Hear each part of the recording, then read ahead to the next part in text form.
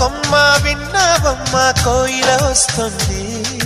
విన్నానమ్మ తీయని వేణువు రమ్మను పిలుపులని.